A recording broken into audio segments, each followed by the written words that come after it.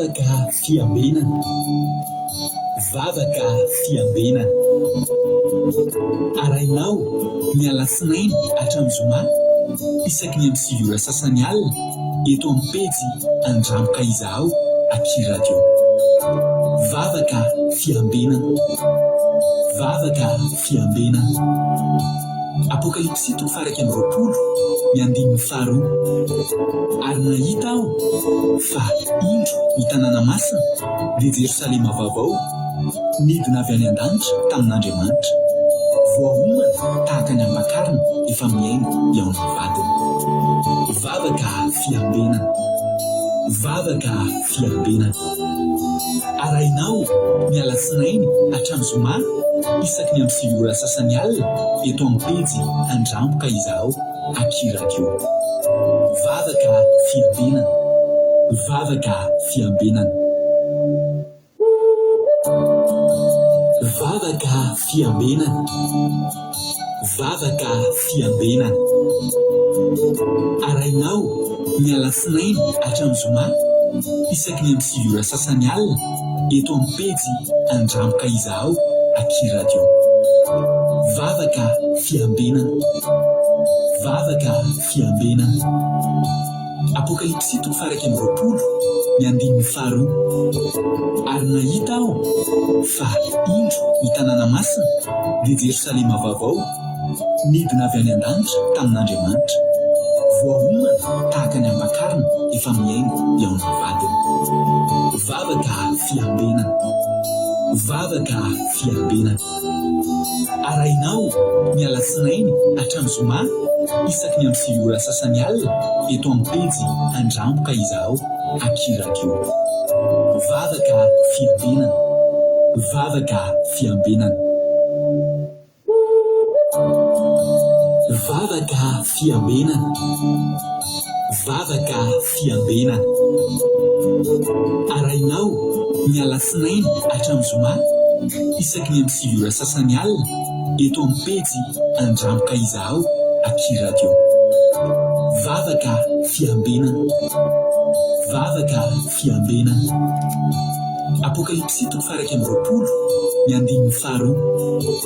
Ary nahita aho fa indro ny tanàna masina dia Jerosalema vaovao midina avy any an-danitra tamin'Andriamanitra, voahomana tahaka ny ambakarina efa miainga eo amin'ny vadiny. Vavaka fiambenana, vavaka fiambenana. Arainao ny alasinainy hatramin'ny zoma isaky ny amin'ny 9 ora sasany alina eto amin'ny pejy Andramboka Izaho Aky Radio. Vavaka fiambenana, vavaka fiambenana. Vavaka fiambenana, vavaka fiambenana. Arainao ny alasinainy hatramin'ny zoma isaky ny amin'ny 9 ora sasany alina eto amin'ny pejy Andramboka Izaho Aky Radio. Vavaka fiambenana, vavaka fiambenana. Apokalipsy 3:20 ny 5:2. Ary nahita aho fa indro ny tanàna masina dia Jerosalema vaovao midina avy any an-danitra tamin'Andriamanitra, voahomana tahaka ny ambakarina efa miainga eo amin'ny vadiny. Vavaka fiambenana, vavaka fiambenana. Arainao ny alasinainy hatramin'ny zoma isaky ny amin'ny 9 ora sasany alina eto amin'ny pejy Andramboka Izaho Aky Radio. Vavaka fiambenana, vavaka fiambenana. Halleluja. Amin'ny fivaliana lehibe indray lasana mpamalala ny onona amintsika amin'izao fotoanana izao dia fahaly be indray ny tenako mihaona aminao eto androany ary dia manana ny fiadanana tompo amintsika tsirairay avy. Raha androany no votoa miaraka aminay dia tena aminay tonga soa ianao fahaly be mihitsy izay mahita anao dia mahita hatramin'ny farany. Mahita hatramin'ny farany hiaraka eto indray ao anatin'ny adiny indray sasany ny raha antsika eto androany dia inoko fa adiny indray sasany ifampaherezantsika tokoa. Tsy kisendrasendra mihitsy koa no natongavana eto fa tena misy raha ilan'ny tompo anao dia ataovy raiso fahasoavana anao mbola hoe hainonao tenin'Andriamanitra indray alohan'ny atory amin'izao alina izao ka dia tahiny tompontsika menakavy. misaotra anareo koa ny fidiaraka aminay indray amin'izao fotoanan'io zao amin'izao fandarantsika vavaka fiambenana ianao fandarana andramaka izao sy reto lasana bavintsika eo amin'ny groupe izay maharesy ary ny Aki radio. Androany niditra voalohany tamintsika teto dia rana bavintsika Tina Rakoto Arzaka, alleluia. Raha Tina Rakoto Arzaka no niditra voalohany teto androany dia omenanao ary ny tsodrano androany ao amin'ny boky Isaia 40:5-10 ny tsodranonao Tina Rakoto Arzaka androany sy nareo any Koweït, Arabia Saoudite, any Chine ary any Madagasikara sy any Oman. Isaia 40:5-10 no tsodrano ho an'ny ranabavy Tina Rakoto Arzaka androany izay mivaky toy izao amin'ny anaran'i Jesosy manao hoe hosolon'ny nafoizananao sy ny nankahalananao ary ny tsy nandehanan'ny olona namaky anao dia sandatro rehare mandrakizay ianao eny ho fifaliana hatramin'ny taranaka faramandimby. Halleluia, amen. Misy fotoana zany misy fotoana io fiainantsika io tena tsapantsika mihitsy, tena nafoitsika ary nakalaintsika ary tsisy olona nandeha namaky teo amintsika mihitsy fa dia lan'ny olona fotsiny. Ozy Andriamanitra ho solon'ny rehetra rehetra Tina Rakoto Arzaka dia mba ho asandrany kosa ianao ho rehare mandrakizay ary ho fifaliana hatramin'ny taranaka faramandimby Tina Rakoto Arzaka. Izay nitsodranonao androany ka dia raiso am-pifaliana fanomena am-pifaliana. Tina Rakoto Arzaka moa eto France manarakaraka azy tao Côte Léonie, Koweït, Sirina Rosmina, France, Tsiramboaramiel, France, Emi Manambotso, France, Sirina Rosmina efa niteneko teo, Côte Léonie efa niteneko teo, Jesosy Noheriko Koweït, Androandry France, Kadaka Malala France, Mami Koweït, Marie-Jo États-Unis, Erika Rak France, Miliara Andriamalala Madagasikara, Anjatomona Allemagne, Soameva France, Rantalina Maisalina Madagasikara, Erika Rak France, Nena Maeso Italie, Fabiola Zanakadapa Koweït, Marina Tiana Canada, Sandola Koweït, Tojo Allemagne, Angèle Pages France, Artisanat de Madagasikara France, Fontaine Lalina France, Tongasoa daholo nareo, Razana Monika Koweït, Tahiny Topa, Androy Amboangson, Elia Marka Madagasikara, Tongasoa la Eli la Marka, Andrina Suzelle Suisse, Tongasoa, Itody Rahonoso France, Jesosy Pandresy Madagasikara, Marie Hortensine Koweït, Tongasoa, Razana So Sylvie ihany koa, Asany Apôstôly Madagasikara, Bert Sava Koweït, Lavlitina France, Tongasoa tsika menakavy dia ny fiadanan'ny tompany ho amintsika rehetra rehetra. Halleluia. Milohan'ny zavatra rehetra aloha andao tsika hivavaka metraka amin'ny fotoana eo am-pilatanan'Andriamanitra. Androany ny ekipa iaraka amiketo ranabavitsika Razana Monika nitondra vavaka fanombohana, ranabavitsika Marie-Jo nitondratsika anatin'ny tenin'Andriamanitra, ary koa ranabavitsika Marina Tiana nivavaka amin'ny firenena. Ireo ny ekipa iaraka amiketo androany za moa eto mamelabelatra ny tenin'Andriamanitra sy manentana. Andao ary tonga dia ampandrotsika hoe ranabavitsika Razana Monika hitondratsika ao anatin'ny vavaka fanombohana. Razana Monika, anao ny fitenenana. Pastera, tahiny tompontsika rehetra izay mpanaraka vavaka fiambenana. Hiara-vavaka antsika miatrana ny fitoana izay mbola an-tanan'Andriamanitra. Jesosy misaotra anao izay ny fitiavanao anay, misaotra betsaka anao izay Jesosy satria mbola noho ny fahasoavanao sy ny famindram-ponao na toy izao izahay. Misaotra anao ny fiarovanao sy fitantananao anay Jesosy nandritra ny tontolo andro androany ka hatramin'izao alina izao Jesosy tsy hanena tanjaka izany fa noho ny fitiavanao anay. Misaotra anao ihany koa Jesosy tamin'izay rehetra izay natanao teo amin'ny fiainanay. Misaotra amin'ny fofonena fahasalamana hery sy tanjaka. Misaotra amin'ny sakafo izay nomenao anay. Misaotra tamin'ny rano sotronay. Misaotra Jesosy malala mbola omenao zavatra rehetra izay manambiampy Jesosy. Misaotra anao izay amin'ny fiarovanao. Misaotra Jesosy malala amin'ireo anjely marobe izay mitoby manodidina anay miaro anay isan'andro isan'andro. Misaotra anao Jesosy malala mbola tonga eto amin'ny izao vavaka fiambenana izao Jesosy malala ny fotoananay aminao ka dia mametraka izany fotoananay eo ampilantananao izay Jesosy mba ho feno fanatrianao, ho feno fananao masina ka sy ny mpanomponao izay tonga teny Jesosy pastera Melabelitra ary ny vavaka firenena. Ako Jesosy malala izay mpiaina torom-piaina mpakatony ny teninao izay Jesosy azavela handalo fotsiny Jesosy ny teny izay entiny mpanomponao eto androany fa mitoera anatin'ny fonay laligna Jesosy mamindra fonanay amin'ny tsy fahatanterahana rehetra izay nataonay tamin'ity androany ity Jesosy. Mety voaloto ny fonay, mety voapetipentina izahay Jesosy, mety nisy zavatra nataonay Jesosy tsy araka ny sitraponao. Dia fonanay sy ny bebahanay tena trehanao izany rehetra izany Jesosy manala mamindra fo aminay Tompo, mamela ny helokay mpanota tsy mendrika noho nanaranao izay olombelona Tompo, mitafy ny famandra mangataka famelan-keloko avy aminao izay tsiray avy rehetra Jesosy manala ary mamindra fo aminay Tompo, ary mametrika izao fotoana izao fiainam-piantananao Andriamanitra mba hanjakany ny fitiavanao, mba hanjakany fananao masy ny asa eto Jesosy ary ny fanatrehanao ameno any tsiray avy isany tokantrano isam-batan'olona amin'izao fotoana izao Jesosy. Raha misy salama eto dia ho sitrana, raha misy olana eto dia vaha eto izany olona izany satria anao hiteny amin'ny tsiray avy eto androany manatrehanay Jesosy. Zava-poana ny zavatra izay ataonay eto Jesosy manala, raha tsy eto anaka dia misaotra anao amin'ny zavatra rehetra, sokafinay ho anao ny fonay, ny sainay, ny fanahinay, ny aminay rehetra Jesosy.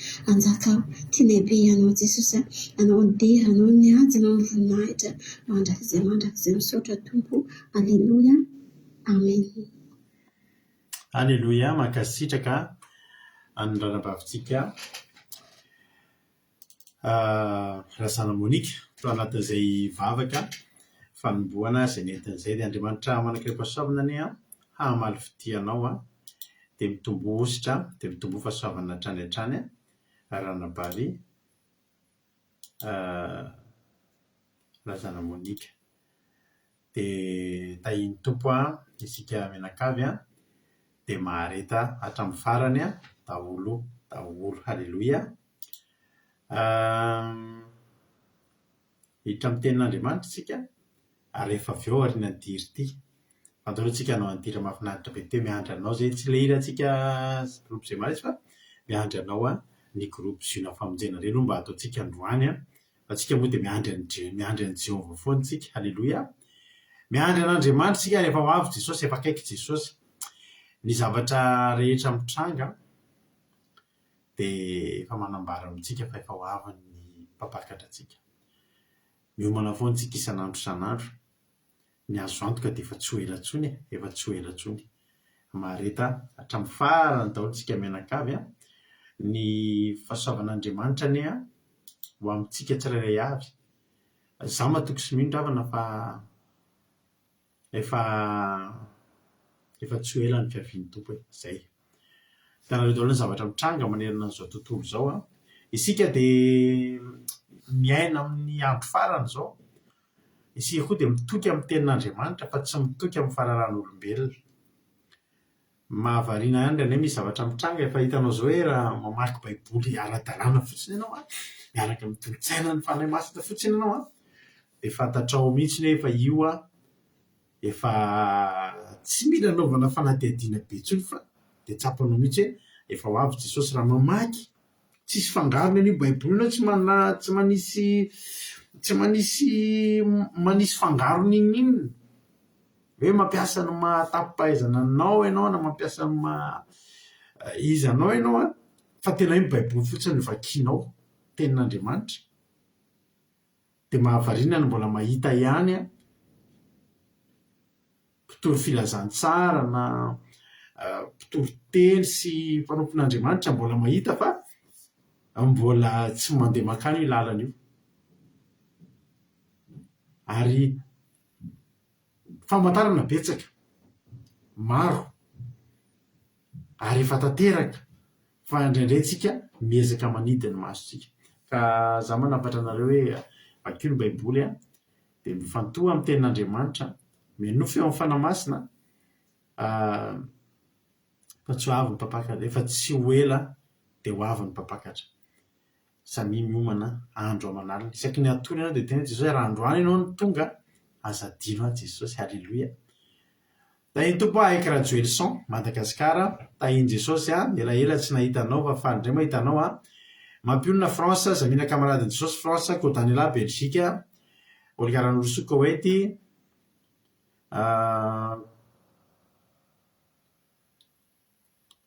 Kadaka France, Adaskapatitsi France,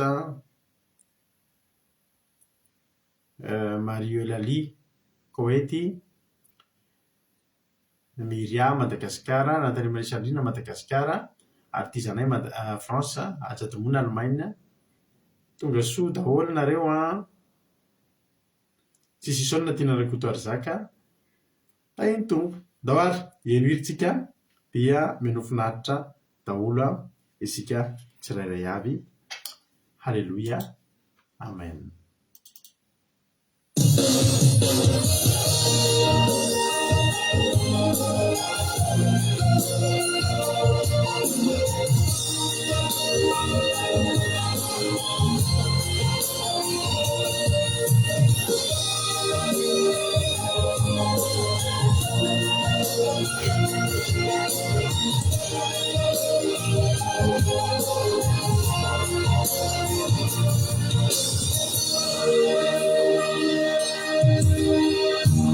Animantumana tinanawa Fatiza ya naude Nai maruna tinanaya Fanikana na munjafona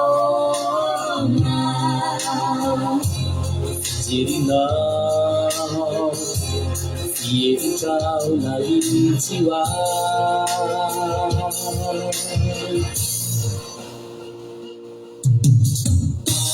Sayeri sana na kufuna Mampayeri ya itu Laluan na isanzera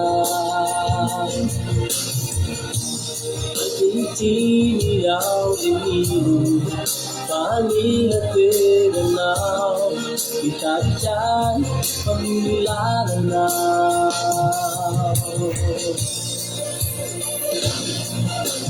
Manekelaw, si Matukiyaw, Itananaw, Tuwejiwa, Netelawaw, si Usasachaw, Iyandi Manjapyadinaw, Nawejainaw, Kawisunaku, Sawokizawiyaw, Kanamitareje, Hagasakuyaw, Kawadanaw, Inanisaw, Tutuwizaw.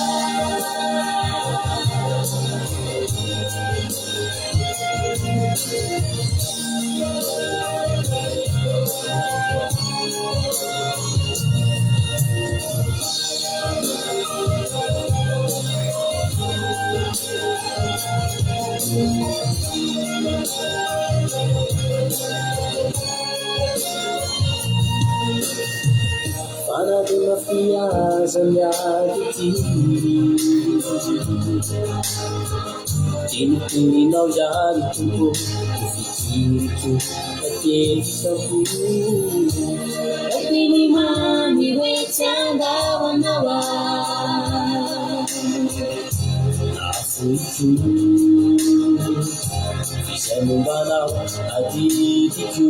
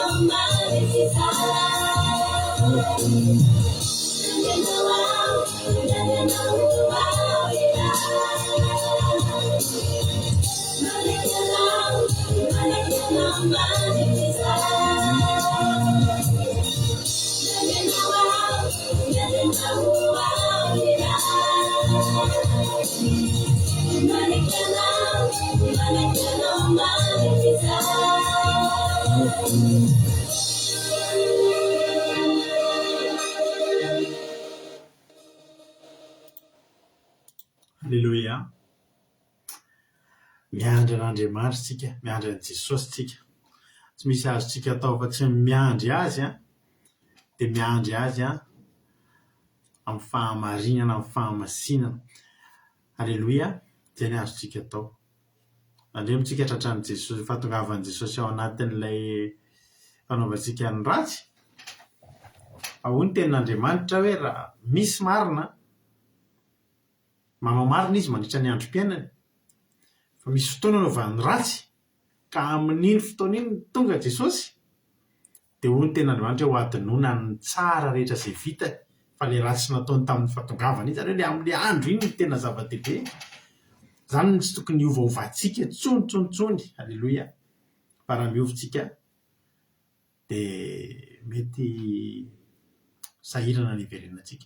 Ny tenin'Andriamanitra ngeravana tena miteny mihitsy hoe raha misy dia angalako ray isa-tanàna sy 2 isa-pokona ozy izy ny tenin'Andriamanitra. Izany hoe ny tiana tenenina amin'izany dia izao: raha misy ray tanàna miverin-dalana dia mety ray amin'izay ihany no tafaverina amin'Andriamanitra. Raha ray tanàna izany miala amin'Andriamanitra, mety ray amin'izay ihany no mety tafaverina, ka ny tsara amiko sy tsara aminao dia ny tsy miala, halleluja, eo akaikin'Andriamanitra. Eo no mahatsara antsika ravana malala. Rehefa eo akaikin'Andriamanitra izay midona dia midona, halleluja. Ary tsisy tokony hatahorantsika n'izay zavatra mitranga, fa rehefa azonao antoka kosa eo anilan'Andriamanitra ianao. Hoy koa ny tenin'Andriamanitra, raha misy olona ilay nanao ratsy foana, ka eo amin'izy ilay nanao tsara iny no tonga Jesosy, dia ho adinoina ny ratsy rehetra vita, fa ilay tsara nataony no raisina. Halleluja. Tarea misongona ny Jolay, araka ny totentsika tamin'ny sabata hoe ny vehivavy janga sy ny mpamoretra melo lalana anareo, fa ny tanitsika kosa eto amin'ity fantana ity dia ny famolavola foana tsika. Halleluja.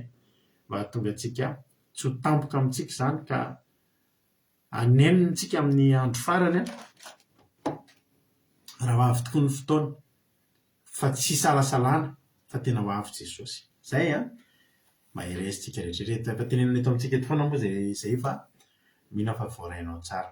Fa misy mbola tsy voarabaka mialohan'ny hidirantsika amin'ny tenin'Andriamanitra.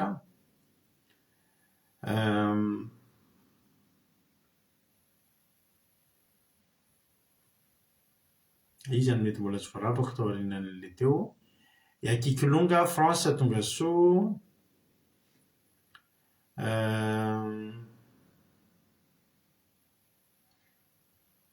Erika aloha dia maka fisioana famonjena miaraka aminay mihitsy.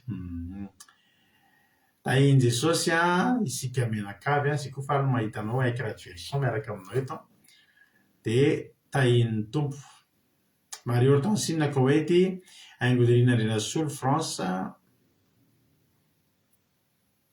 Halleluja. Dahoary hiditra amin'ny tenin'Andriamanitra antsika dia amin'ny vilan-tsofina haka-toerana tsara dia maka baiboly fa hiditra amin'ny tenin'Andriamanitra. Ao ny toten'ny ranavavitsika Marie-Jo dia miverina eto mameaberatra ny tenin'Andriamanitra. Marie-Jo, anao ny fitenenana ary.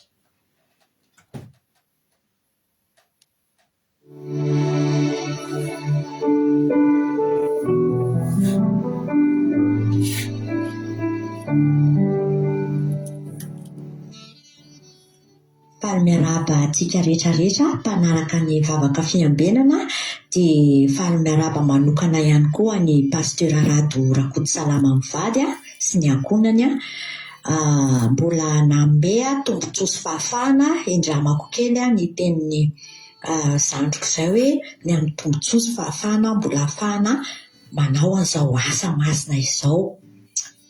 Dia ny tenin'Andriamanitra hoentiko mifampahery antsika androany dia hitantsika izany ao amin'ny Salamo 2:1.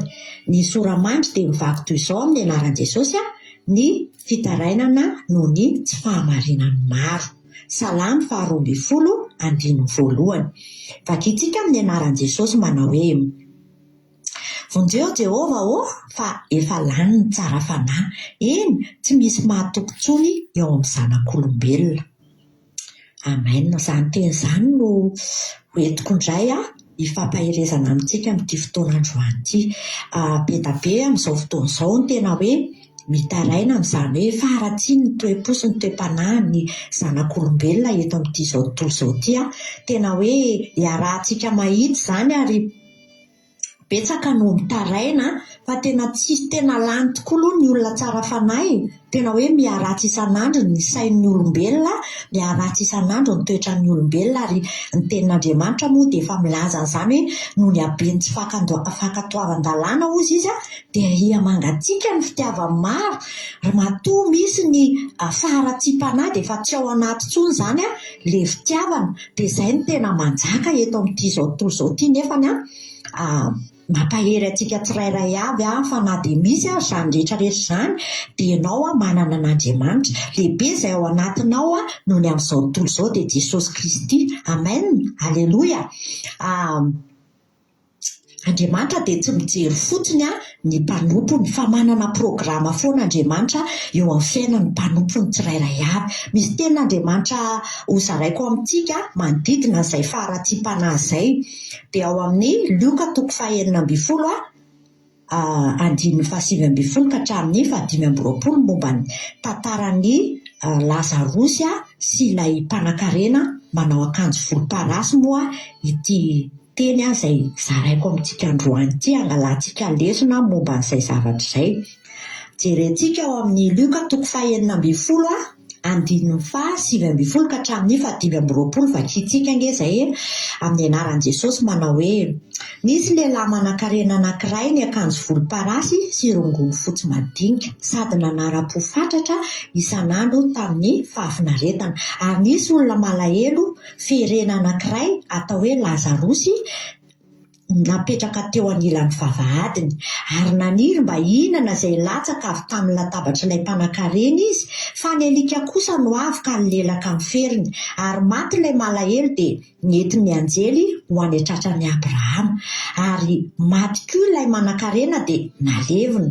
Ary raha nijaly tao amin'ny fiainatsity izy ka niandrandra dia nahitany Abrahama teny lavitra eny sy Lazarosy eo an-tratrany. Amen. Aloha ajanontsika hatreo.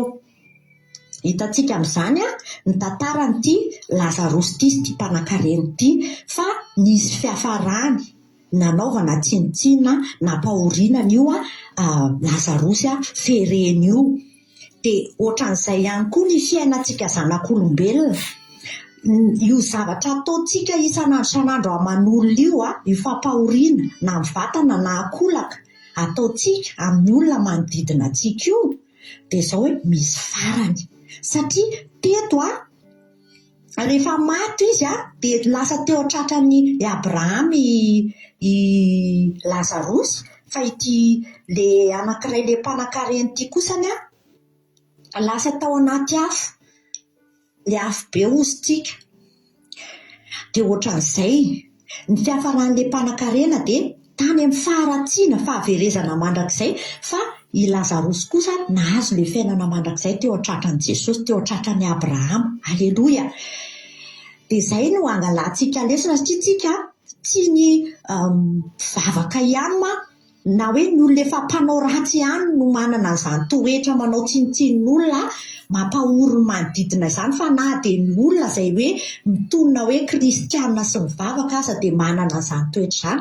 Ka etsika mila mitandrina fa na dia ory sy malahelo aza hozy Davida dia ny tompo no mihevitra izany hoe ho anao izay miatrika ady io zavatra mahory atao manodidina, mety any amin'ny tokantrano, mety any amin'ny asa, mety tsy fantatro izay karazana fahoriana hoentinao izay hampahorian'ny olona anao. Fa za te hampahery anao hoe misy farany raha jiaby, satria ity zavatra ity zao dia tena hoe na tonga dia nandaitra vao maty le mpanan-karena, maty le malahelo dia teo ny eo dia efa nisy valiny. Saingy moa tsy hoe tanterahana vetivety moa izany ny famaliana ny ratsy atao ary mpitoroteny moa dia laza an'izany mihitsy hoe saingy tsy tanterahana vetivety ozy izy ny famaliana ny ratsy atao. Dia izany no kirizan'ny fon'ny zanak'olombelona ny fanaovany ratsy. eny fa na dia manao ratsin-jato aza ozy izy mpanotaka ela velona ihany dia fantatro kosa fa isoa an'izay matahotra an'Andriamanitra dia izay matahotra eo anatrehany. Amen, halleloia. Dia ho anao izany, ho anao izay matahotra an'Andriamanitra dia misoa anao, halleloia. Noho izany ninona zavatra mety atrehanao androany dia mahazo mananteny ianao fa tsy Andriamanitra tsy hijery fotsiny ianao ohatran'io. Amen. Fa inoy ny tenin'Andriamanitra fa mbola ho avy ny fotoana amalian'Andriamanitra fa mbola misy karazana fijoroana vavolombelona ihany koa ty mbola ho zaraiko amintsika mahakasika an'izay hoe famalian'Andriamanitra izay. Mpitoroteny moa teo ny teny hoe tsy tanterahana vetivety fa misy ny famalian'Andriamanitra dia tena vetivety tokoa arakaraka fa misy olona indray ty olona aty aminay aty dia izy io izany efa mpitantara problème amiko foana mangataka vavaka ny amin'ny asany dia manana lehibe izy any ampiasanany ihany dia io lehibeany io izany efa mandefa teny mandratra teny manao tsinitsinina be izany any ampiasana any dia misy fotoana le ty olona nitaraina taminaty io izany namaky zavatra dia io zavatra io izany tsy fananiny fa vaky le izy dia tsy nanaiky le lehibe any fa hoe tsy maintsy soloina izany io zavatra io dia le izy nefa tsy zavatra mora fa tena hoe $500 mihitsy ny vidin'le zavatra tsy nanaiky olona io fa tsy maintsy hoe aloha dia nalahelo moa izany dia nitantara taminah dia izaho moa tena hivavaka tsika ianao tsy mamaly fa ianao mpiasa dia hoentsika mivavaka fa Andriamanitra mahay ny zavatra rehetrarehetra dia vavaka moa no mitondram-bavaka nametraka le izy teo am-pelatanan'Andriamanitra vavaka ihany koa mba hikasihan'Andriamanitra ny olona io mba iovany mba hamindran'Andriamanitra fotsiny ny karazany.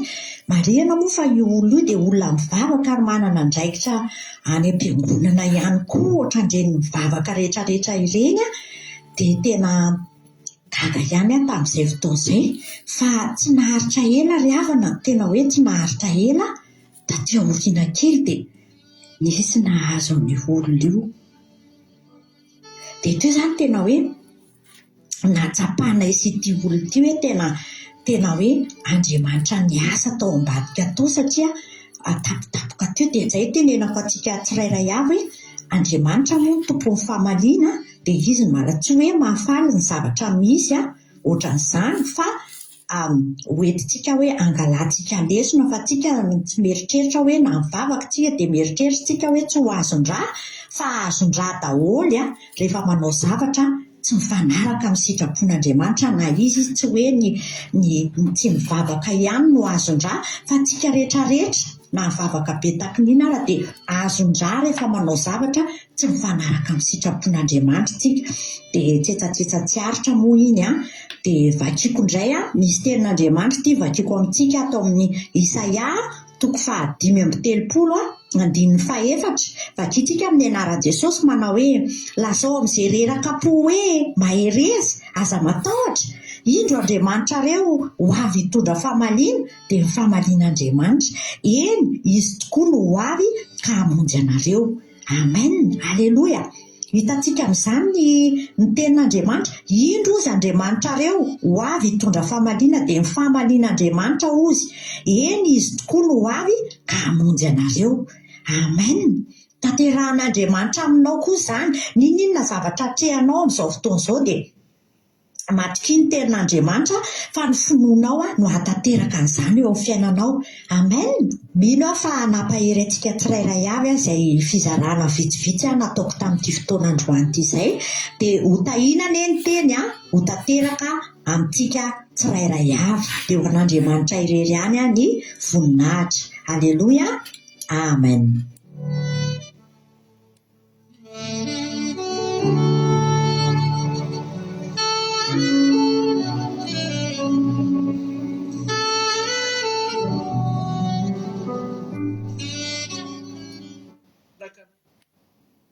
Halleluia. Mankasitraka indrindra any ranabavy Marizô. Halleluia. Ao anatin'izay tenin'Andriamanitra izay nentiny izay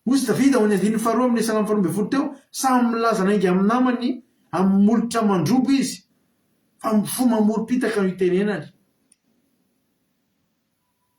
Inona moa ry havana zao zany fahotana tantarain'i Davida zany a,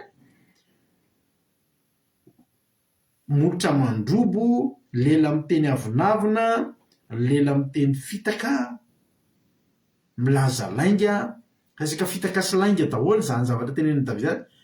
Mba dinihanareo nge ry havana hoe zany fahotana tantarain'i Davida zany aiza ho aiza raha mihoatra amin'ny fahotana amin'izao tsika miteny zao.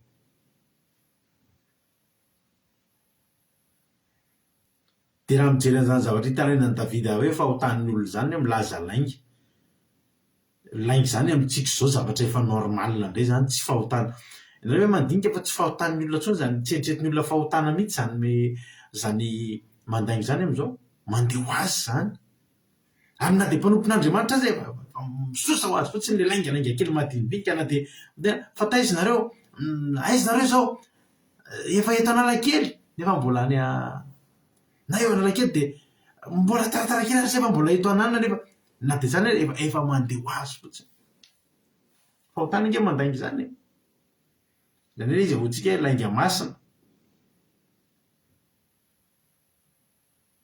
Nefa tamin'ny andron'i Davida nampiantso vonjeo an'i Davida, ozy tsy misy matokontsony ny olona eo amin'ny zanak'olombelona ozy izy, tsisy matokontsony zany, tsisy azo atokisana tsony, tsisy matoky amin'ny zavatra metrahana azy tsony, milaza lainga, milaza fitaka.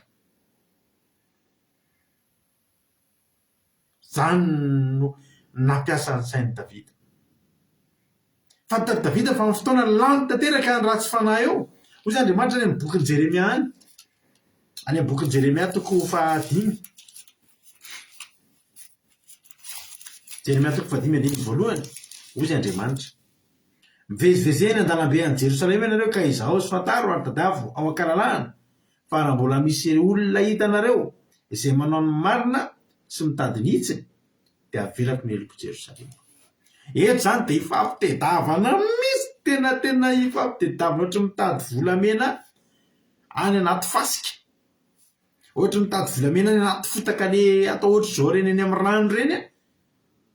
Hoy Andriamanitra: andala tediavo eny an-dalambe ianareo, izaho sy fantaro ary tadiavo ankalalahana mihitsy.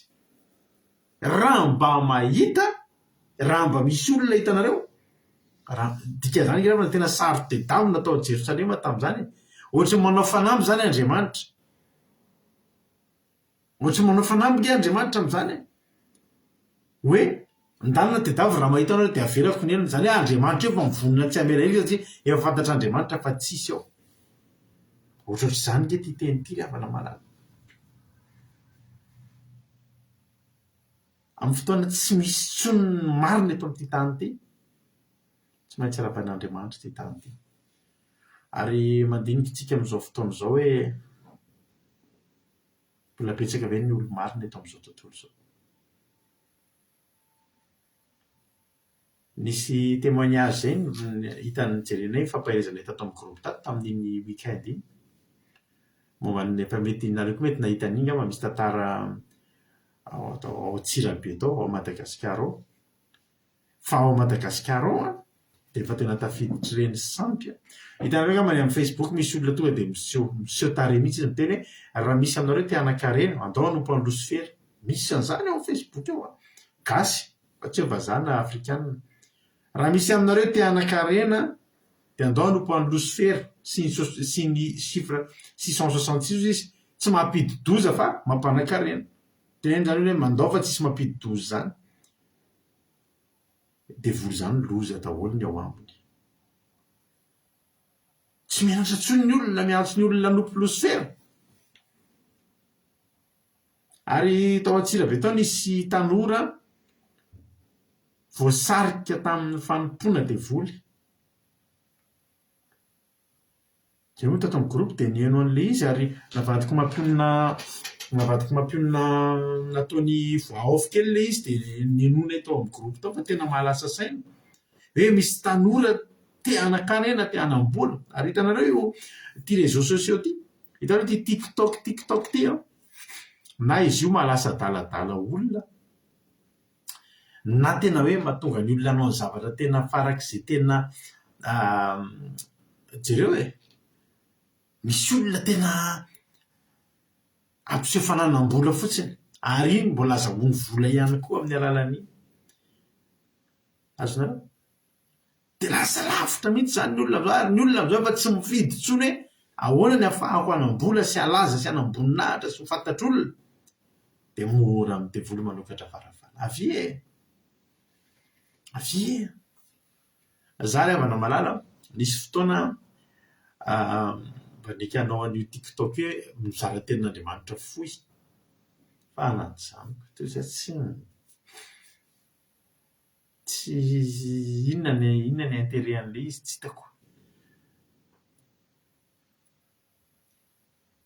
lasa lavitra ny faratsian'ny olona am'izao ary voamarina am'izao fa ny fitiavam-bola ny fototry ny ratsy rehetra de misy olona zao tena efa be de be ny olona manompo devoly tena manao pacte amin'ny satana mihitsy azahoana vola sy azahoana laza sy voninahitra teneko anareo be de be ny olona malaza na hiteny fotsiny a Madagasikara aza tenenao hoe mitsara fa izy ngerevana misy zavatra vakina am'le izy rehefa tena ara-pananao misy zavatra vakinao tadidiko foana hoa hitenenako anareo fotsiny ty mba hisy tomako ny sainareo misy mpitendry misy gitariste amerikanina zay tany amin'ny tamin'ny taona 1930 tany anisany nanao pacte tamin'ny satana io gitariste io de zao ny azy ny problemany mba te alaza amin'ny fitendrena gitara izy de izy nefa tsy mahay mitendry gitara tsy fotsiny manao pacte tamin'ny satana izy tena nanao pacte namidiny tamin'ny satana ny fanahany mitendra ny gitara eo am'izay izy feo tsy fantatra hoe inona tsisy mozika enonao fa nefa ny olona meno an'izy tena tafiditra tena ary malafo disika tena kapila be de izy tava tonga de tena manan-karena amin'le feokira tsy hita hoe ahoana fa zany hoe ohatra atsika ihany itsika reto ngeravana tsy mahena inona na inona fa rehefa Jehovah manositra atsika hoy ny ten'Andriamanitra ny zavatra rehetra hainy mino ary Jesosy raha misaraka amiko anareo tsy mahay manao na inona na inona tahaka ny teteny Jesosy hoe vao miaraka amin'ny fotsiny nareo de mahay ny zavatra rehetra tsy ngeravana araky nirany njaka fitiny hoe tany mangany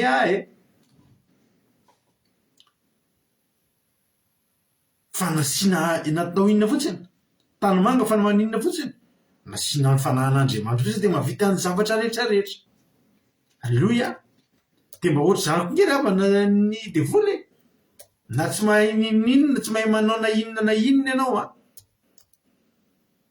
omeny pouvoir fotsiny de na ila tsy de makaiza de tena teneniko anao fa afaka tian'ny olona ho azy fotsiny iny de mampalaza fotsiny tsy hitanao mihitsy hoe inona iza hoeza amin'izany izy zany ary ny tsara tsy mampalaza fa rehefa hidiran'ny devoly atsehatra iny de zay ny fanarahanao aminy amdio amiko ny fanahanao fa ataoko malaza ianao de malaza fotsiny am'izao anao na tsisy dikany ary ny hira ataonao teneniko anareo zany de noho izay zavatra zay zany de mitombo ny faratsian'ny olona te alaza ny olona te ho tafavoaka amin'ny fiainana ny olona sy ny sisa dia mitombo ny faharatsiana ary teneko anaovana de ataoko ary any amin'ny sehatry ny asan'Andriamanitra any amin'ny sehatry ny asan'Andriamanitra efa maro zao amintsika miteny zao ny pastera manao pacte amin'ny satana mba handroso ny fiangonana tsy handroso ny asan'Andriamanitra fa mba handroso ny fiangonana mba ho be olona ny fiangonana mba ho hanan-karena ny fiangonana mba hisitona olona ny fiangonana mba hatavoaka toriteny tena tsy misy ohatr' zany mety tsy mino an'izany nareo afaka tsy mino aloha nareo andrano mandrapahitanareo indray andro any arina any tozinareo ty le zavatra teneny ralaratra fean'izany de zao ozy Jehova hoe ndana mba jereo fa raha mahita olona ianareo manao ny marina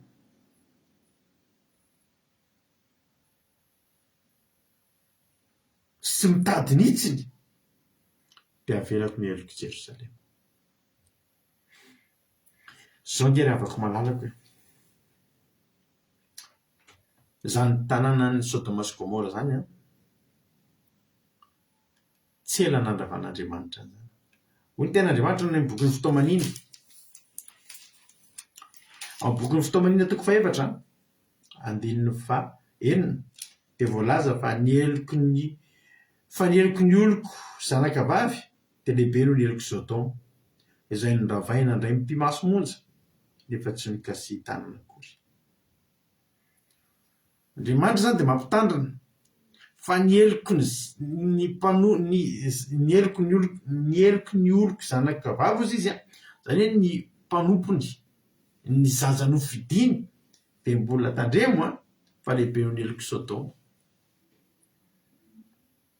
Ampatsivin'Andriamanitra fa ndray mpimaso nandravana an'izany Sodoma sy Gomora. Zao everitsika fa mbola hifampiraraha amintsika 100 taona Andriamanitra raha andrava taka nandravana ny Sodoma sy Gomora. Zao moa zao dia malaza be ny resaka hoe misy fiangonan-dehibe resa be mihitsy ilay izy ary sady mahavarina re mahatsikaiky no mampalahelo ihany koa satria dia samy manana ny fandraisany azy. Rehefa moravana inona moa ny zavatra tokony ho adiadiana sy hodiniana be amin'ny zavatra efa tenenina hoe izay ilay zavatra misy hoe na inona mety aholakolahana sy ny sisa dia tsotra fotsiny ny tenako anareo. Io tanjon'ny devoly tsy maintsy ho tonga amin'izany hoe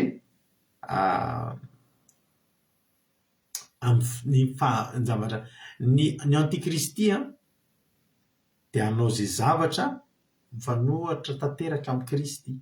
Kristy moa izy, Kristy dia tenin'Andriamanitra ary ny tenin'Andriamanitra dia ny tenin'ny fahamarinana ary ny tanjon'ny antikristy dia ny tenany anao izay rehetra mifanohitra amin'Andriamanitra, izay mifanohitra amin'izay lazain'Andriamanitra. Dia mila mailo isika. Anisan'ny zavatra tena nahasaro-piaro any amin'ny bokin'ny Nomery, any amin'ny bokin'ny Levitikosy, misy karazana lalàna be dia be ary anisan'ny tena mahasaro-piaro an'Andriamanitra izany lahy sy lahy sy vavy miaraka izany.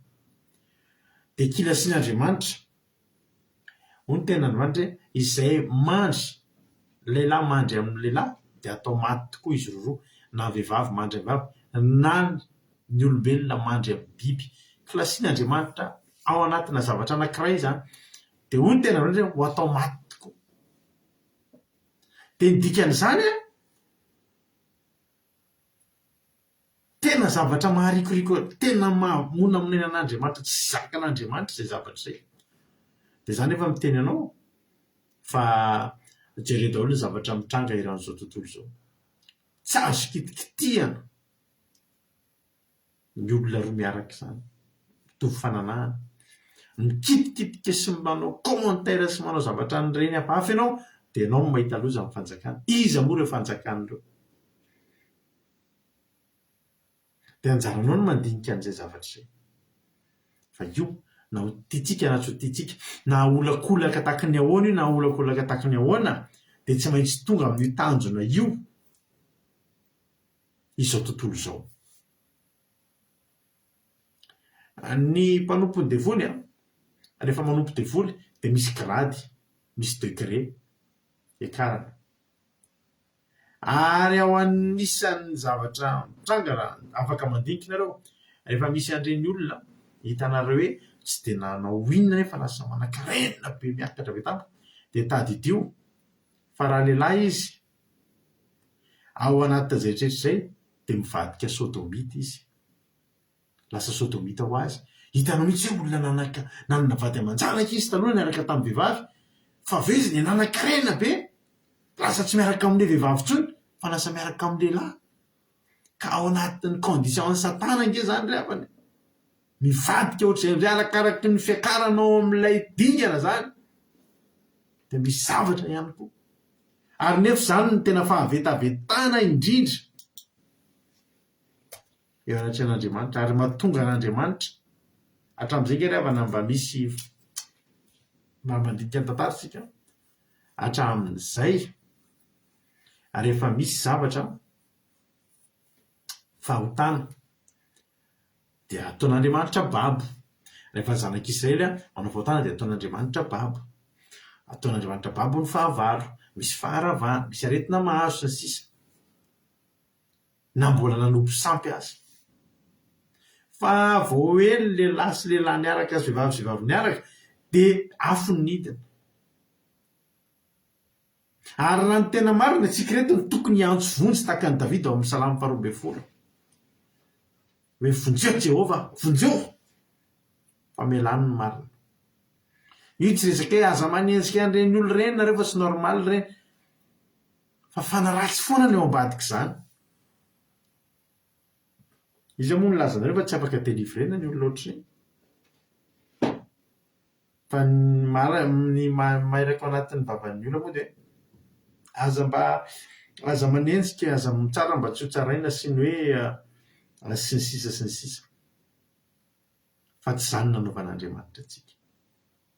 Miresaka an'izany satria izay zao zavatra malaza ary izany no faratapo indrindra amin'ny fahatezern'Andriamanitra natonga an'Andriamanitra tsy mifampiraharaha intsony fa afo ny nampidiana tao Sodoma sy Gomora. Inona nampalaza ny Sodoma sy Gomora? Tao Sodoma sy Gomora dia nalaza tamin'ny fiarahan'ny lasy ny vavy sy ny vavy. Ko nahoana moa? Raha afo mihitsy ny nidina ny fampiraharahantsika hoe andao fa tsofina rano dia tsy ampidirina rivo. Hitanao? Ahoana kolaka le izy? Fa maninona ny lolalovina izay zavatra izay? Maninona ny lolalovina iresaka nefa io mihitsy nandatsahan'Andriamanitra afo. Ko raha ny tena marina tsy tokony hoe zavatra tsy tokony resahana akory ve izany rehafana malana? Satria Andriamanitra afo mihitsy ny nampidinina. Raha mahatonga amin'ny tena hoe tena amin'ny tena marina, isika tokony antso vonjy. O vonjeo Jehova fa tena ohatry ny efa lasa lavitra izy tia. Satria matahotra Davida ho arian'Andriamanitra ny tany, nefa Davida eo ambonin'ny tany. Dia hoy Davida vonjeo Jehova fa efa lany ny tsara fanahy. Eny, tsy misy matoky intsony ny eo amin'ny zanak'olombelona. Samy milaza lainga amin'ny namany, amin'ny molotra mandrobo izy. Fa fo mamoropitaka ny tenenany.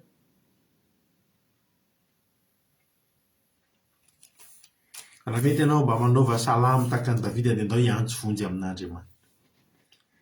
Tsika eto mbola miaina. Ny tany nefa ny mijery Jehova. Raha mandinika fotsiny tsika ravana. Mba dinio ravana ny fiainana amin'izao. Mba fantatrareo misy an'ilay fifidianana vehivavy tsara tarehy ireny, misy amin'ny firenena ohatra hoe misy France na misy Madagasikara na misy efa anankitelo zao raha kely indrindra. Misy vehivavy lany amin'ny atsara tarehy avy amin'ny firenena anankitelo ngeza be eran-tany, lehilahy daholo ireo, lehilahy mivadika vehivavy, tsarom-bavy. Satria maninona zany ekena le izy.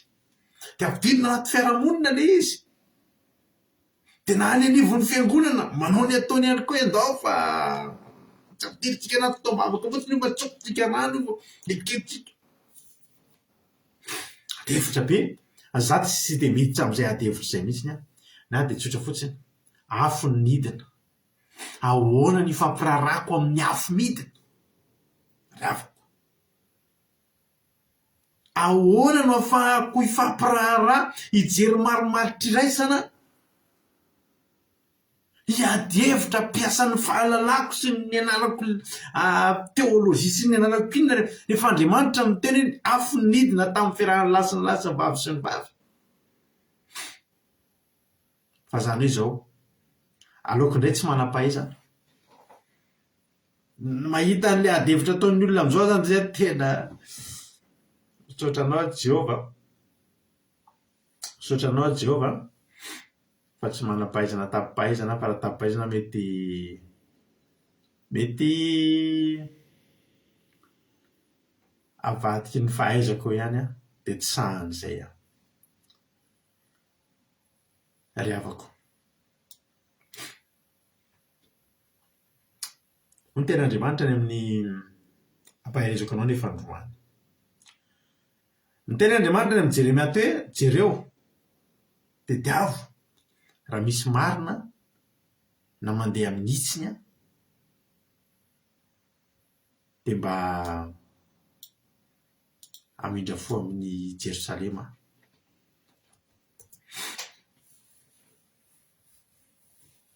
Nitahotra Davida tsy nitombona. Matahotra Davida satria Davida mipetraka eo ambonin'ny tany a, raha tsy misy marina tsony eo nefa vitsikely ny marina ho aringan'Andriamanitra ny tany. Fa adinony Davida fa misy olona valo mianaka tamin'ny andron'ny Noa valo mianaka tao anatin'ny olona rehetrarehetra tambonin'ny tany niditra tao anaty sambo fiara. Amperinanao androany, inona ny ampitahotra anao? Nahoana ianao no matahotra? Satria mevitsy ny marina. Tsy tokony hatahotra ianao. Andriamanitra dia nitenany nanome toky antsika ny amin'ny Salamo 170. Salamo 170 Andriamanitra dia tena niteny, Jehovah tia ny rariny sady tsy afohy olon'ny masina. Arovana mandrakizay ireo fa antaranaky ny ratsy fanahy ho fongorana.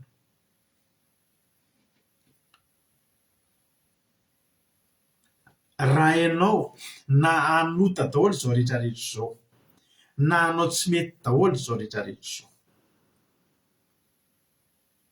ianao ve mbola sahy hijoro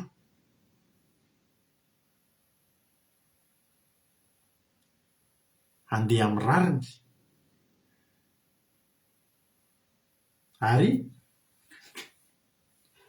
azafady tompoko, azafady indrindra tompoko, mialatsiny indrindra. Jehovah tia ny rariny sady tsy afohy olon'ny masina.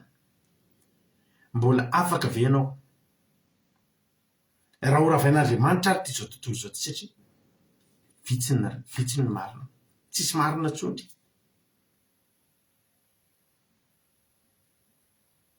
Ianao ve afaka nijoro ho marina, ho masina ary ho rariny? Mazava ny ten'Andriamanitra hoe fa nitaranaky ratsy fanahy dia ho fongorana. Tsy aiza hamongoran'Andriamanitra azy a, na ny tany no potehana, na isy afindina, na isy horohorontany, na isy tondra-drano, tsy fantatry zany. Manana ny fomba hamongorany Andriamanitra. Taka ny fomba hamonjeny any dia manana fomba maro koa Andriamanitra. Alleloia. Hamongorana.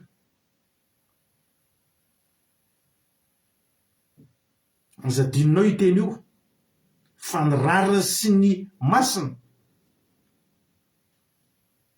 ny olona mandeha amin'ny fahamarinana ho arovan'Andriamanitra. Alleloia. Ho arovan'Andriamanitra. Araka ny teniko taminao teo hoe ndray mpimaso no nandevonana ao amin'ilay fitoamanina vakitsika teo.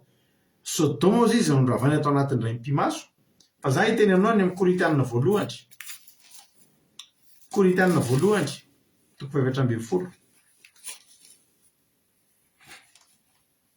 Korintianina voalohany azafady 12. Korintianina voalohany 12, andiny faharoa amby 50, dia miteny mazava manao hoe fa vetivety toy ny ray mpimaso rehefa maneno ny trompetra farany dia ho vahana isika rehetra, ao tsofina ny trompetra ary maty atsangana, tsy ho lotsony ary isika ho vahana. Mataka ny dinan'ny afo tao anatin'ny ray mpimaso ry havana. Amen. No mba hidinan'ny nanovanantsika ihany koa. Ilay teny hoe tsika ohatrany hoe misoratena tao zandina be ahy, fa zay kosa ny faniretsika.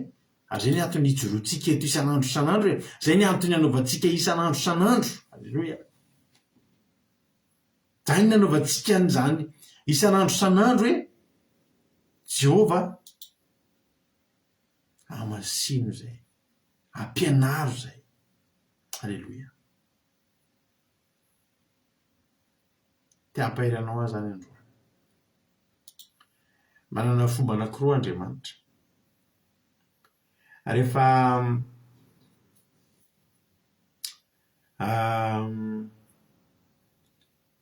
any amin'ny Isaia angy vakitsika ampaherezako anao ty Isaia 7:10 tak vakitsika ty teny ty Isaia 7:10 andininy 1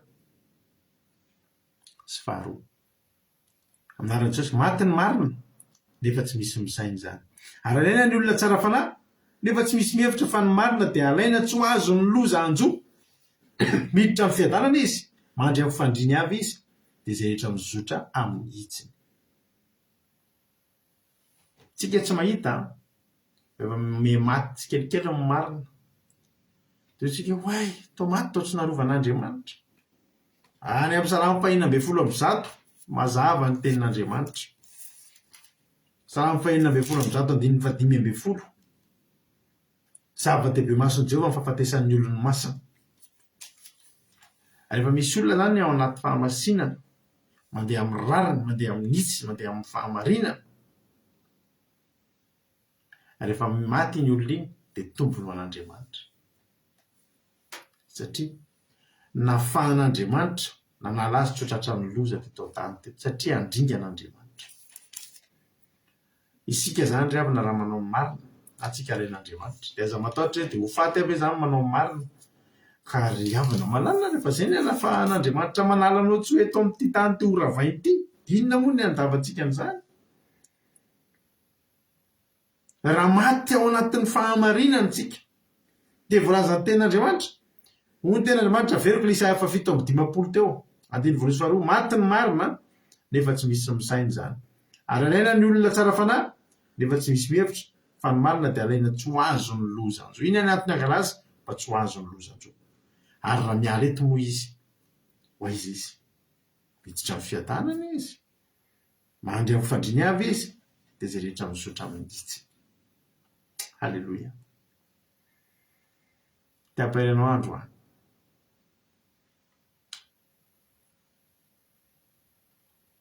mivavao amin'izay ho an'ny olona raha mpanota ary mila mitory amin'ny mpanota tsika hoe mbola fotoana zao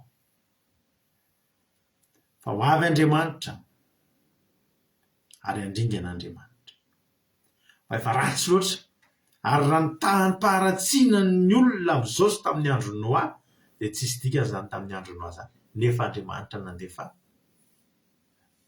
rano be iny le tenin'Andriamanitra teo hoe ny eloko ny dia tao amin'ny fitomanina teo jereo nge faharimpon'Andriamanitra amintsika fitomanina 4:6 fa ny eloko ny oloko zanaka vavy izy dia lehibe noho ny eloko Sodoma amin'izao zany ny eloko ny vavaka ny eloko ny olona amin'izao andro faran'izao ngeza noho ny tamin'ny andron'ny Sodoma sy Gomora ary efa tafakatra eny ambony alitara le fahavetavetana lehibe fa inona ny ataon'Andriamanitra mbola maharo-po ihany Andriamanitra mahatonga antsika amin'ny tena amin'ny efa mbavahoana io tsy fantatritsika mihitsy amin'ny fotoana amin'ny firy amin'ny roviana amin'ny alina sa amin'ny atoandro sa amin'ny maraina sa roviana io nipoaka tanteraka io iteny Andriamanitra hoe tsofe amin'izay ny andro marafarana sisany tsy voatsoka zany hoe raha any amin'ny lalao baolina kitra dia efa coup de sifflet final sisa firy sy firy zao ny baolina rehefa alohan'ny rava ny baolina mampitaitaina foana na ho an'ny manana tombony scorne na ho an'ny kely mitaitaina nefa ohatra raha isy 0 ny baolina dia mitaitaina le manana point 0 hoe ho resitsika kely sisa roviana no tafitra dia tsy ampiditra baolina ntsony hoetsika fa le manana ny ray koa mitaitaina hoe roviana no tafitra sao matafiditra baolina ilay adversaire aiza ho aiza ny fiambenanao amin'izao fotoana izao manahoana azonao antoka ve raha miaina nisan'ny marina raha andeha aniraka hisava ao a Jerosalema Andriamanitra hitao ve ianao fa mbola marina mirary anao amboary zay tsy mety manentana anao amboary zay tsy mety fa raha zany fiavian'i Jesosy zany efa tsy azo elana ntsony zany. Ary raha zany fiaviany Jesosy zany ry havana de mampatahotra zany be ny olona miteny tokava Jesosy fa tsy maninona aiza ianao fa zany miteny anao tsy vita mory zany fa tongavan'i Jesosy zany.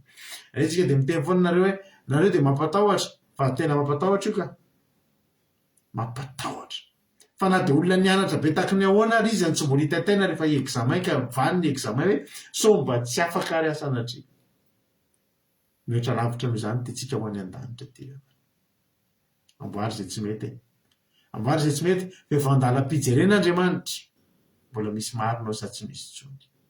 Raha misy ao mbola mindra foa, raha tsy misy tsony ao ary raha tsy amindra fotsony alaiko sisa zay tsy ao. Ary amin'ny fotoana ray mpimaso ny akan'Andriamanitra zay anazy ray mpimaso de miova reka amintsika, ray mpimaso de tsy hita tsony toy ny akantsika tsony tsy tsony ny anaovantsika.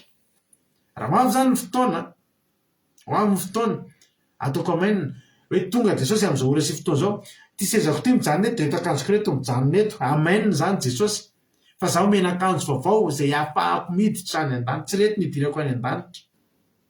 Raha mba ho any Jesosy tsy rety nidirako any fa le akanjo avy amin'Andriamanitra, akanjo fotsy lava, akanjo voasasa tamin'ny rano ny zanak'ondry nidirako ny lanitra.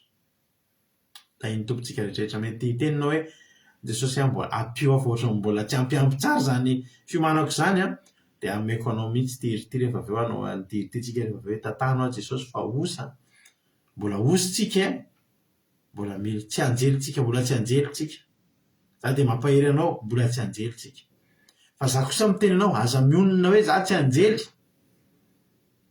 fa mbola misy azo amboary tao iezaka nao angataka Jehova asa tianao Jehova.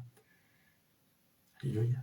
Otany tompany antsika rehetra mino fa voanainao ny afatra androany raha misy izara fahatsapana ary aminareo de ity ny kantoko inona mba voanainareo tanatin'ny toriteny androany iny akiradio rado akiradio iny ny kantoko andaotsika mizara fahatsapana de inona ny mba zavatra tena nakasika anao tao anatin'izay fa fizarana fahatsapana atao anatin'izay toriteny zay de manentana anao mba hiantso takan'izao ataon'ny dranapavintsika iaina izay efa miditra ao anatin'ny apaily izy amin'izao fotoana zao ndao ry ampidiritsika iaina inona ary no zavatra voarainao androany inona ny nakasika anao inona ny sy fahatsapana mba azonao zaraina.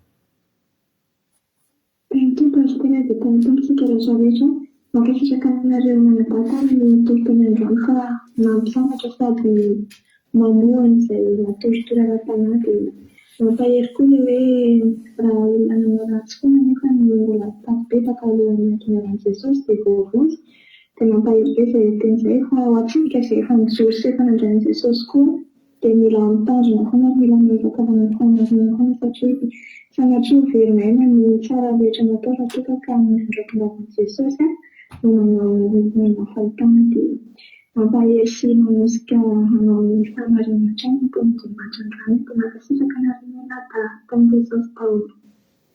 Alleluia. Mankasitraka indrindra ny ranam-bavy aintsika tao anatin'izay fizarana fahatsapana izay nataon'izay. Raha mbola misy aminareo maniry izara fahatsapana dia mbola afaka miantsonareo amin'izao fotoana izao. Raha misy izara fahatsapana dia mampidiritsika izy dia tenentsika hoe inona ary no voanainao tao anatin'ity androany ity raha latojo anao ary ny fitenenana amin'izao fotoana izao. Jesosy tsika rehetra dia mankasitraka anareo mianadafa nahakasika be ny toriteny sady nampahery tena nahakasika n'androany le hoe tombotsoan'Andriamanitra ny fahafatesan'ny olona maro tena dia natao ohatra ny Davida hoe ahoana marina potika ve ny tany rehefa tsisy olona marina tsony dia ohatrany hoe tena mampitehezaka zany hoe marina fotsiny aloha dia napotika aza ny tany araka le tokoteny farany teo le verset teo hoe fiarovana ny olona masina napirisitra mbola hiamasina trany hiamarina trany nampangorisina koa satria tena mampatsiahy hoe tena kaiky Jesosy misy daholo ny famantarana ny ratsy sanandro zokomary izao ny olona dia tena mampiomana. Aleloia, tainy Jesosy daholo.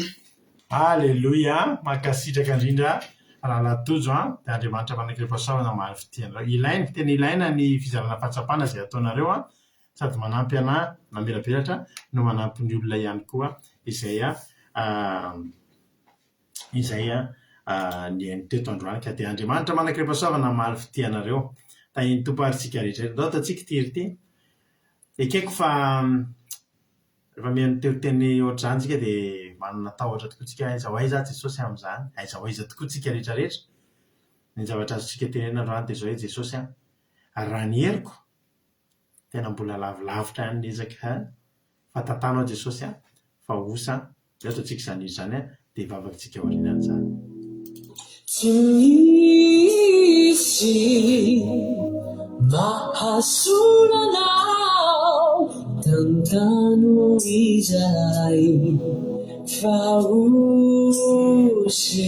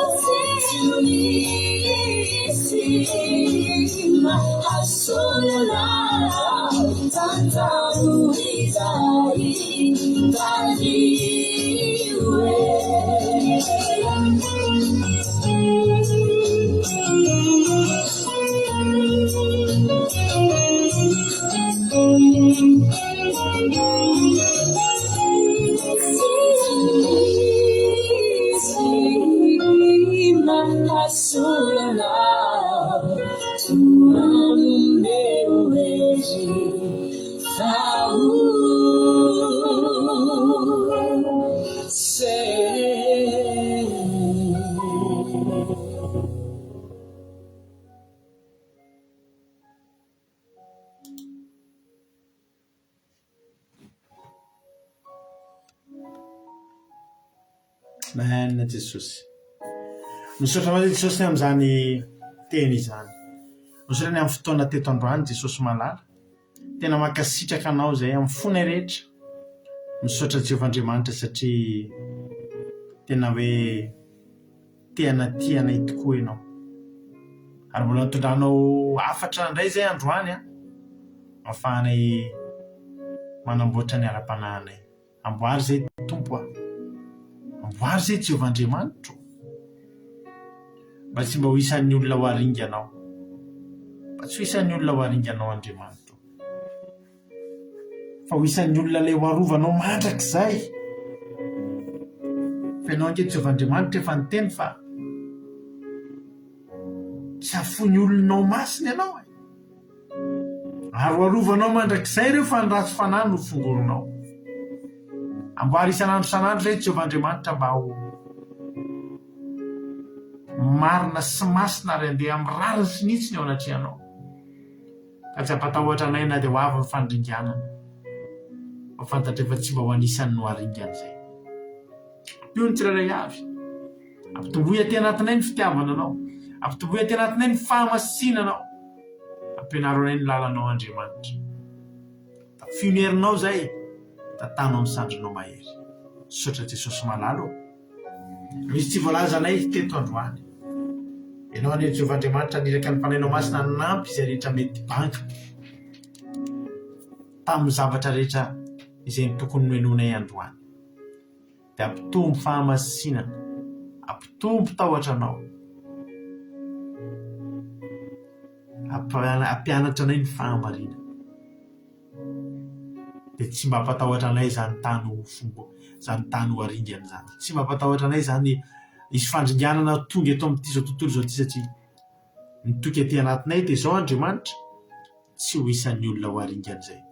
Fa raha anatin'ny ray mpimaso ny andringananao ity izao tontolo izao ity dia anatin'ny ray mpimaso ihany koa ny hanovanao anay ho tsy mety loha Andriamanitra. Ampidiranao anay any amin'ilay fiadanana, hiditra amin'ny fiadanana mandrakizay. Amin'ny anarana maherinao Jesosy Kristy tompon'ny sabata nangatahana an'izany. Misaotra Jesosy ao. Ny vozana fafy dia tsy azony devolon-tsaingohana. Tsy azony vorona-piasa angalarina. Fa hamoha avy zato eny ety anatinay tsirairay ho fiainana mandrakizay. Misaotra Jesosy malalo. Halleluia. Amen. Hivavakantsika amin'izao fotoana izao amin'ny firenena andao mpandrotsika nanabavintsika Marina Tiana hivavaka ho an'ny firenena. Taito Marina Tiana anao ny fitenenana. Taito pastera sitraka pastera na ny fiarahamonina.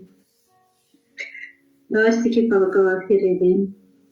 Andriamanitro, rehefa mijery ianao, mijery a Madagasikara dia aza ataony fahotana no jerena. Aza arodana sao dia izao Andriamanitra ny Malagasy Madagasikara.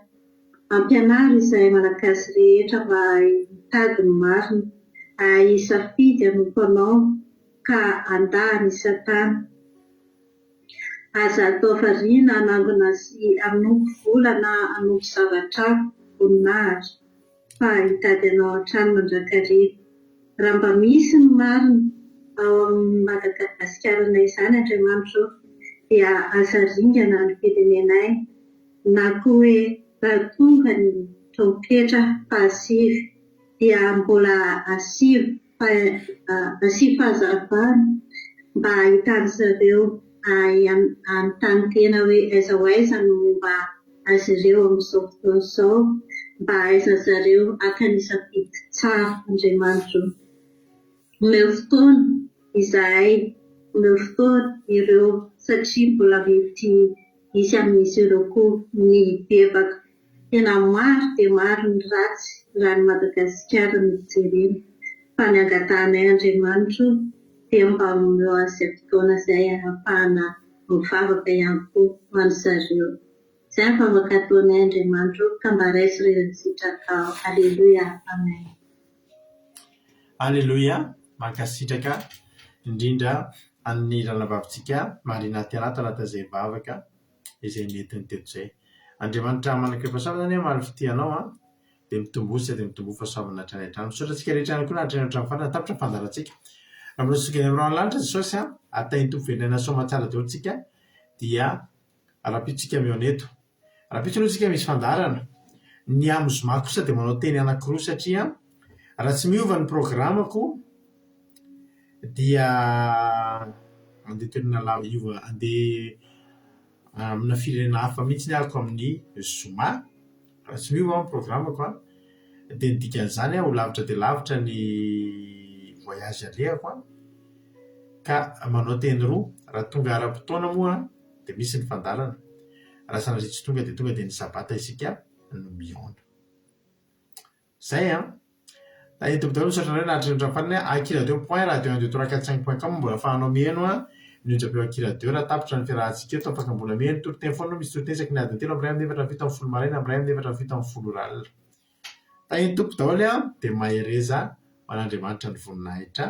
Misaotra anareo rehetra nandray anjara androany raha zana Monika mivavaka fanombohana Marizao tamin'ny toriteny ary Marina Tiana tamivavaka ho an'ny firenena. Tapandriamanitra daholo samy tahiny tompontsika rehetra. Amen.